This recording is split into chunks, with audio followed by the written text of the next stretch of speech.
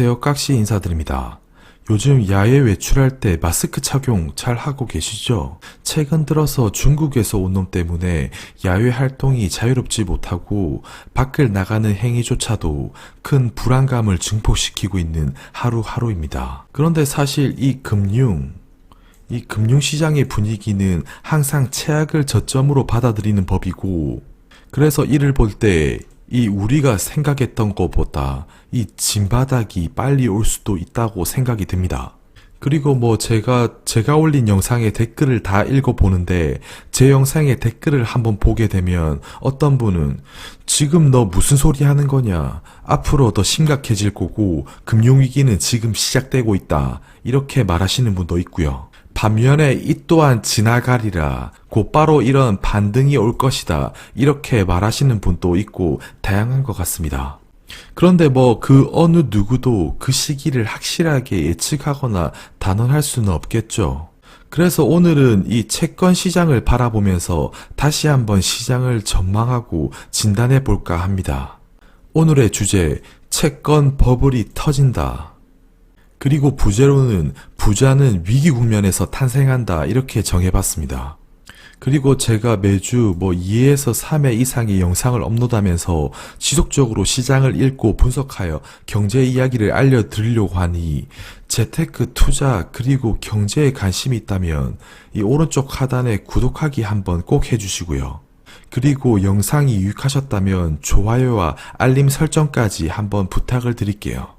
우선 안전자산의 대표라고 할 수 있는 미국채 금리 10년물을 보면 중국에서 온 놈이 이렇게 1차로 한번 직격탄을 날리고, 그 이후에 그 외의 국가로 세계적으로 번지면서 이렇게 2차 직격탄을 날리게 됩니다. 이런 식으로 지금 안전자산으로의 자산 쏠림이 더욱더 심화가 되었고, 여기서 참고로 국채금리의 하락은 이 채권의 강세를 의미합니다. 그래서 미국채 10년 금리는 아래 차트로 보시다시피 이렇게 사상 최저 수준까지 하락했어요.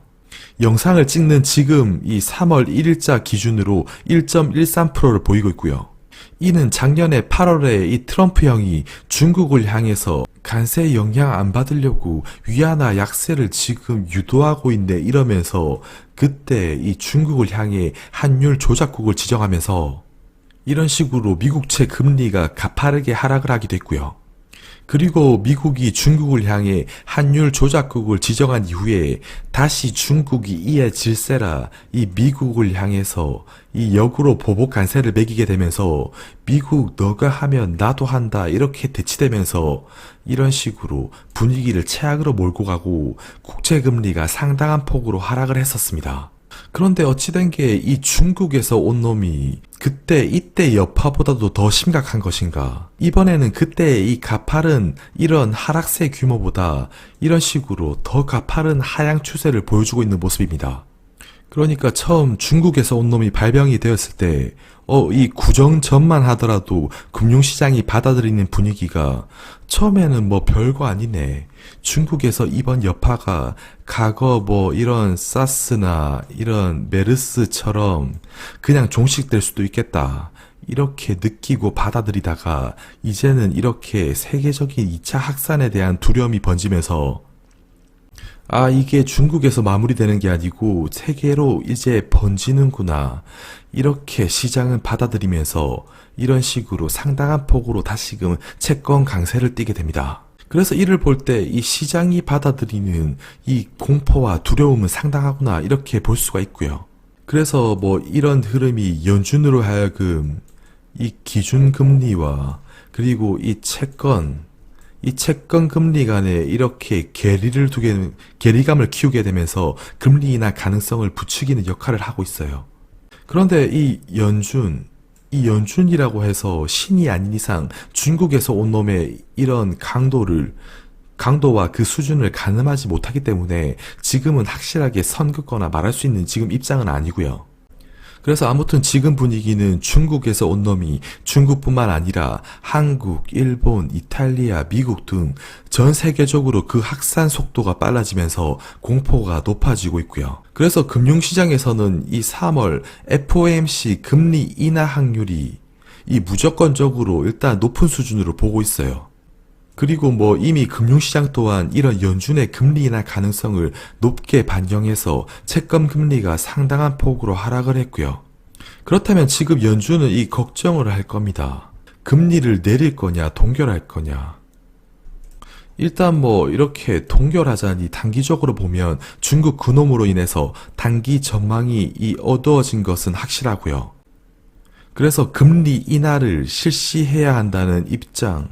근데 지금까지 미 연준이 금리 인하 관련해서 상당히 신중했던 이유는 뭐 미국의 경제 지표가 아직까지 견조했던 이유도 있고, 또 다른 이유 하나라는 이 판단을 자칫 잘못했다가 이 자산 가격의 거품만 부추길 수 있다는 우려 때문인데요.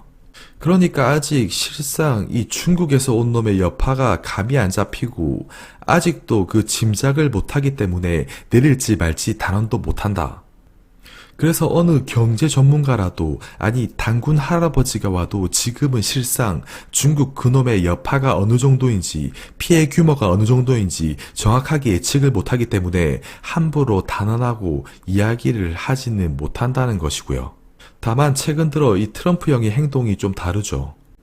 평소 같았으면 트위터 날리고 분주해야 할 양반이 제가 보기에는 시장이 이렇게 급락한 것 대비해서는 좀 조용합니다. 그러고는 최근에 이렇게 말을 해요. 최근 급락과 관련해서 시장은 돌아올 것이다.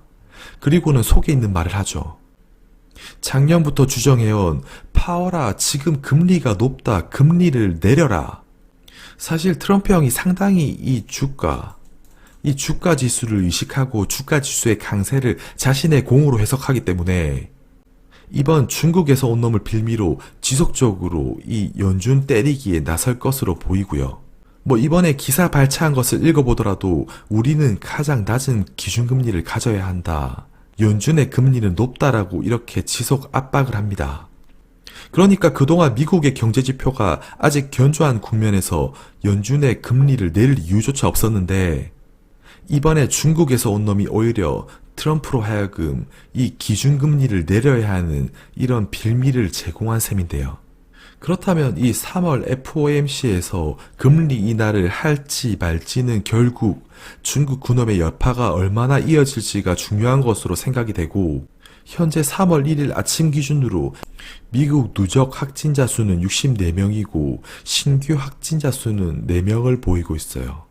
그런데 뭐 이런 추세가 뭐 앞으로 또 말도 안 되게 한국처럼 갑자기 이 확진자 수가 이렇게 폭증하는 경우가 아니라면야, 저는 아시아 국가들처럼 미국의 경우 내수 타격이 그렇게 크지 않을 것으로 보고 있습니다. 그런데 뭐 우려되는 건 미국이 아직 그 감염 경로조차 제대로 파악 못하고 있다는 점이 좀 불안한 요소이긴 해요. 아무튼 지금 이런 뭐 같은 변수로 인해서 작년부터 이야기해온 시장의 흐름이 깨진 건 분명하고요. 그래서 불가피하게도 지금은 뭐로 보나 금리가 이렇게 인하될 확률이 높아진 것은 분명하다. 그래서 만약에 앞으로 사태가 우리나라처럼 이렇게 어디선가 이렇게 폭증하는 증가세가 펼쳐지게 된다면, 그러니까 미국도 이런 식으로 급하게 기울거리를 그리면서 우상향할지 말지는 솔직히 장담은 못하고요. 다만 저는 이 아시아 국가들처럼 크게 번지지는 않고 내수 타격이 크지 않을 것으로 조심스럽게 예측해 봅니다. 아니 그래서 깍시도 금리를 올린다고 생각하는 거냐 아니면 내린다고 생각하는 거냐, 오늘따라 왜 이렇게 말을 이랬다 저랬다 하는 거냐, 아마 이렇게 생각하실 수 있을 것 같은데, 제가 보기에 이 둘 중 하나, 연준이 금리를 내리거나 아니면 국채 금리가 상승하는 경우 결국 미국채 금리와 연준 금리는 그 괴리와 갭을 축소하기 위해 움직일 것이고, 아주 간단하게도 연준 금리가 내리거나 국채 금리가 상승하여 이 둘 간의 이런 갭을 줄여줄 것이고요. 그래서 제 생각을 말하자면 이런 흐름으로 전개될 확률이 매우 높다고 생각을 합니다. 그런데 뭐 3월에 또 말도 안 되게 아주 뭐 같게도 미국 확진자 수가 이렇게 가파르게 상승하고 국민들도 공포에 떨게 된다면 내수가 급격히 위축될 것이고 뭐 경제 지표도 좋지 않게 나타나게 되겠죠. 그럼 뭐 트럼프 형도 마스크 쓰고 뉴스에 나오게 될 것 같고, 결국 경제 지표 둔화를 느낀 연준은 금리 인하를 안 하고는 못 빼길 확률이 높다. 그런데 이와 반대로 더 이상 확진사수 증가세가 주춤되고 완치자가 오히려 늘어나고 날씨는 더 더워지고 습도는 올라가면서 이 확진자 수 증가폭이 이런 식으로 늘지 않는다. 참고로 이번에 중국에서 온 놈은 습도에 매우 약하다고 하네요. 아무튼 미국 여파가 이대로 그친다면 다시금 이 미국채 금리의 급등 가능성을 예상하고요. 미국채 금리가 급등한다는 것은 제가 썸네일에서 언급했듯이 이 버블이라고 표현했지만 이는 안전자산의 가파른 버블 붕괴가 이루어질 수도 있다고 생각하는 것이고요. 아무튼 저는 이 미국채 금리에 다시금 이런 급등 가능성을 높게 보는 것인데요. 앞서서도 이야기했지만 미국채 금리가 지금 사상 최저 수준까지 하락하면서 오히려 저는 이런 현상이 안전자산의 버블을 만들었다고 표현을 했습니다. 그래서 이렇게 최저 수준까지 하락하면서 중국에서 온 놈이 조금만 완화되는 모습만 나타나도 채권으로의 이런 자금 이탈 현상이 생길 것 같고요. 설상 연준이 앞으로 금리 인하에 대한 언급이 없으면 오히려 없으면 없을수록 이 국채 금리는 더 반등할 수 있다고 또 생각이 들고요. 그렇다면 국채 금리가 이렇게 반등하는 국면에 생산자 물가가 바닥을 찍고 다시금 이렇게 급하게 반등칠 확률이 높다는 건데요. 깍시 네가 하는 말 무슨 말인지 지금까지는 뭐 이해했어. 그런데 갑자기 이 생산자 물가 상승은 무슨 말이냐? 아니 지금 우리 채권 이야기하는데 왜 생산자 물가가 왜 나오는 거냐? 이렇게 의아하실 것 같은데 미국채 금리와 이 생산자 가격 이 변동폭은 아주 밀접할 만큼 유사하게 움직이고요. 그 근거로 이 그래프를 한번 참조하시면 될 것 같아요. 그래서 앞으로 이 중국에서 온 놈이 조금만 이렇게 완화되어 나타난다면 채권 금리는 이렇게 강하게 반등칠 수 있고 이는 결국 생산자 가격의 반등으로 이어질 수 있다. 제가 생산자 가격 이야기를 제가 왜 할까요? 뒷장에서 추가로 이야기할게요. 결국 이 중국에서 온 놈의 그 할아버지가 와도 결국 시간의 문제일 뿐 경기는 사이클을 타고 갈 길을 간다라고 생각해요. 물론 이 시간의 문제일 뿐이죠. 다만 그 시간에 이런 지연이 이제 중국에서 온 이 뭐 같은 변수가 존재하게 된 건데요. 그런데 앞으로 이 중국에서 온 이런 변수가 사라지고 이 국채 금리가 이렇게 상승하여 앞서 제가 생산자 물가 이야기를 했고 이런 생산자 물가가 반등한다면 이는 곧 달러 인덱스와의 역의 상관관계를 의미하게 됩니다. 근데 갑자기 또 달러가 왜 나오냐 할 수 있지만 이 생산자 가격 변동과 이 달러는 또 밀접한 연관성을 띱니다. 아주 이렇게 밀접하게 움직이는 생산자 가격 지수와 달러와의 아주 비슷할 만큼 역의 상관관계를 띠게 됩니다. 참고로 제가 제 영상에 댓글을 거의 다 보는 편인데 댓글을 보다 보면 자국 화폐 통화 강세는 이 자국 수출이 좋은 것 아니냐 이런 글을 보게 되는데 뭐 틀린 말은 아니지만 일시적으로 보면 이는 틀린 말은 아니지만 결국 크게 보면 이 모든 이 상품으로 교역 거래되는 이 기축통화, 이 달러의 이런 약세는 이 생산자 가격 변동에 이런 반등을 불러오고 이런 가격의 반등이 이 기업을 앉아서도 돈 벌게 해주는 모멘텀을 일으키는 것이라 보는 것이고요. 아무튼 지금 국채금리가 지금 고평가 영역에 머무르고 있고 이미 2차례 이상의 금리 인하를 반영한 레벨까지 떨어진 국면에서 여기서 더 국채금리가 하락하기는 매우 힘들다. 뭐 그런데 또 말도 안 되게 요새 사실 말도 안 되는 이런 일이 많이 터지니까요. 아무튼 말도 안 되게 이런 일이 많이 벌어지고 있어서 이야기를 좀 하자면 뭐 이런 영화에 나오는 것처럼 사람들이 걸어가다가 픽픽 쓰러지고 이 사망자 수가 이렇게 폭증하는 게 아니라면 지금은 가도아리만큼 가도한 안전자산의 버블이라고 생각하고요. 그래서 국채금리가 앞으로는 이 하방 경직성을 뛸 가능성이 높고 혹여나 사태가 진정이 되게 되면 금리 인하에 대한 기대감이 소멸되면서 국채금리가 상대적으로 매우 급하게 반등할 수 있다는 것이고요. 그래서 이 국면에 제가 이 생산자 가격과 연관지어서 이야기를 했습니다. 그래서 이런 달러와 이 생산자 가격의 흐름은 결국 세계 주가 지수와 깊은 연관성을 띌 만큼 밀접하고요.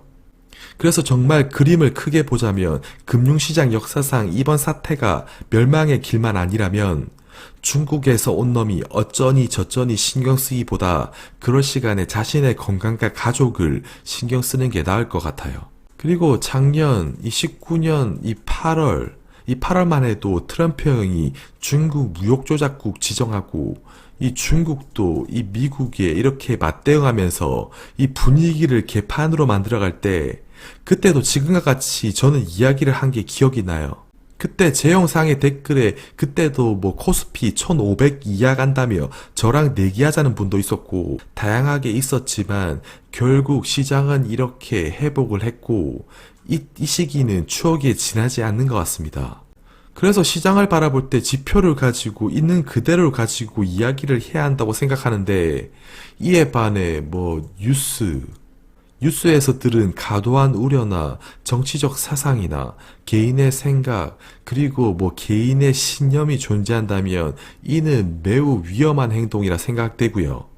끝에 뭐 제가 또 형님 누님들 또 듣는 귀 거슬리게 헛소리 좀 한 것 같은데 아무튼 제가 바라는 건 제 영상을 보시고 조금이라도 경제에 대한 시야와 식견을 넓혀갔으면 하는 바람이고요.